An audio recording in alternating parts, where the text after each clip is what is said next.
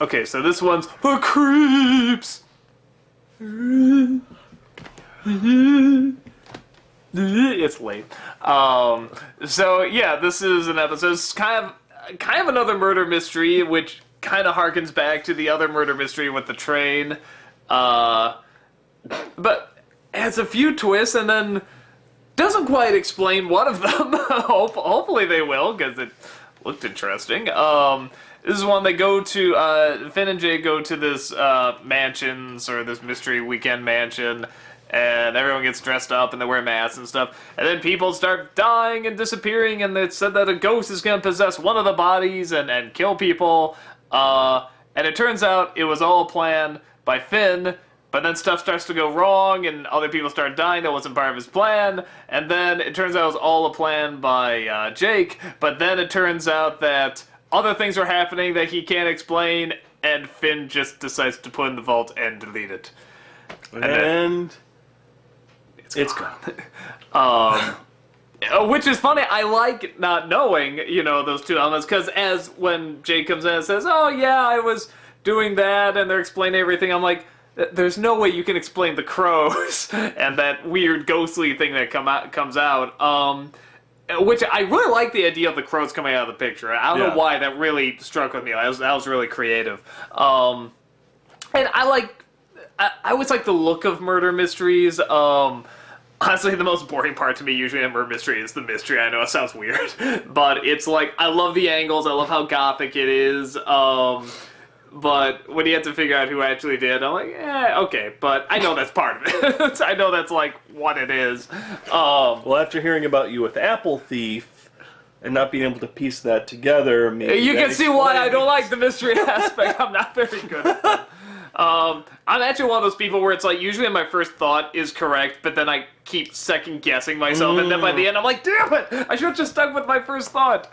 But it was fun. I like sort of the callbacks to, to the train episode. Well, they specifically, Jake is like, wait a minute, I already did this before. So, like, because initially when I was first watching it, I was like, we've already been down this route, you're not going to trick us again, yada, yada, yada. And then Jake says that. It's like, oh, good. At least they know that this has already been done, and they're telling us, yes, we've been down this road. And I don't think it would have worked if they didn't have that extra element that they don't tell you what the ghost was, or what the green one or the crows. I think by having that extra element and not explaining it, and keeping a legit mystery, and I kind of like that, because that's sort of like the extra thing to throw in there, because if they did keep it just Finn and Jake pranked him again, even though Finn was trying to, it's like, it would be, okay, like, really, okay, by having that one extra element, it's like, ooh, what are they gonna do with this? So, yeah, I like that. Hopefully they do something with that, although, it almost can be funny if they don't. That's true. But, for an Adventure Time episode, some creepy imagery in it. I mean, you got, like, PB melting. Yeah, and, like, bits of other people on the wall. Cinnamon bun just, like, blown up in the closet. Yeah. BMO ripped apart. Yeah, I mean, so some pretty grim... I mean, I don't want to say, like, hey, this should be PG territory, or if it whatever, but at the same time, it is like, yeah, it did get kind of intense on some of the imagery. But nothing quite too far.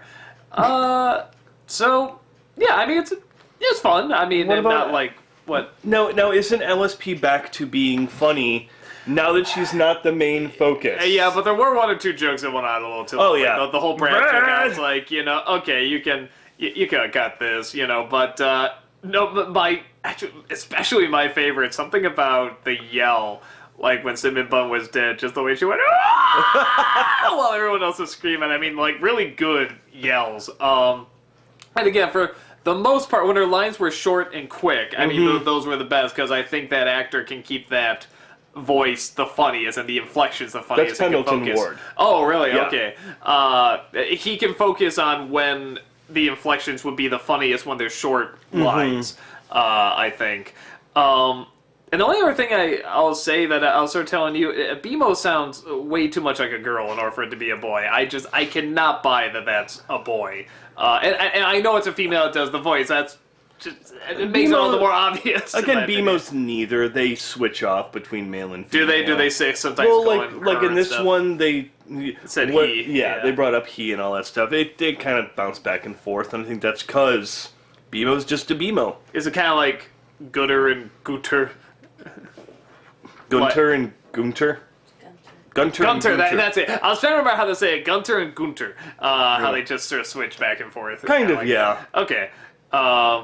That makes sense. Actually, that was one of those, like, in one of those geeky Star Trek film club books or whatever. It's like, you spot Data's cat is a boy or a girl. And it's like, well, it depends. In the first 3 seasons, they call it a him, but then he gives birth to kittens in season 7. So I think it's just sort of like, whatever, flexible reality sort of thing. But BMO talks, so that's weird. And you BMO should know isn't- what BMO... Or, the fact that it's a computer, maybe it's like, it's whatever it wants to be. or you want Exactly. it to be. You're talking about a cat. Okay, there's cats usually have one or the other sex. This is a computer. It can be either or. Hey, I saw Her. They are living things, and they're evolving, and that's actually a good movie. I never did do a vlog on it, but it's really good. You should watch it. A lot of close-ups of Joaquin Phoenix's face. That's weird, but it creates this, sort of this closeness because it's only him, and that's sort of the idea that it's all in his mind, but then it's kind of not in the mind. It's a good movie. You should see it. Spike Jonze is a master, and my wife's actually talking about it right now, talking about how good it is. We both really liked it, so check it out. This episode's fun. Silence! Say you or you. That was your wife. My wife's good. Okay? Let the mystery begin! One of you is possessed by a ghost. No, I Let saw, something I fall. saw her actually drop the phone, and that was your phone. It is actually your wife. Oh, well, Yeah. So, Yeah, not much of a mystery. You are not good at this. no. I'm not even good at creating a mystery. Jinkies. Really?